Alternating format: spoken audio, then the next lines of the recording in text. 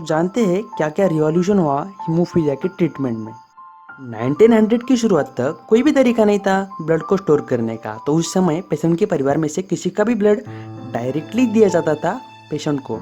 और उस समय पेशेंट का लाइफ स्पैन सिर्फ और सिर्फ 13 ईयर्स था। हीमोफीलिया के ट्रीटमेंट में अब तक बहुत सारे बदलाव आ चुके हैं, जो कि शुरू होते हैं 1950 से। उस समय पेशेंट के ट्रीटमेंट के लिए पूरा ब्लड पेशेंट को चढ़ा देना पड़ता था, और आगे बदलाव होते होते अब पूरे ब्लड की जगह सिर्फ एफएफपी क्रायोप्रेसिपिटेट ही देने लगे। और 1970s तक प्लाज्मा डेरिवेटिव फैक्टर कॉन्सेंट्रेट देने लगे, और इसके साइड इफेक्ट में पेशेंट को इन्फेक्शन का खतरा रहता था, जैसे कि हेपेटाइटिस और एचआईवी जैसे गंभीर डिसीज का भी खतरा रहता था। ट्रीटमेंट में और बदलाव होते होते 1980s तक फैक्टर 8 और फैक्टर 9 जीन्स की क्लोनिंग भी होने लगी।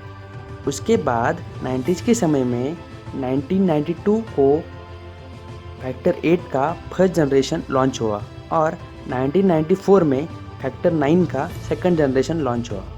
आगे बढ़ते बढ़ते ट्रीटमेंट में बदलाव आते आते फैक्टर की क्वालिटी बढ़ते बढ़ते फैक्टर में बहुत कम ह्यूमन प्रोटीन यूज होने लगा, और ट्रीटमेंट बहुत ज़्यादा सेफ होने लगी, जिससे कि एचआईवी जैसे गंभीर डिसीज का खतरा टल गया।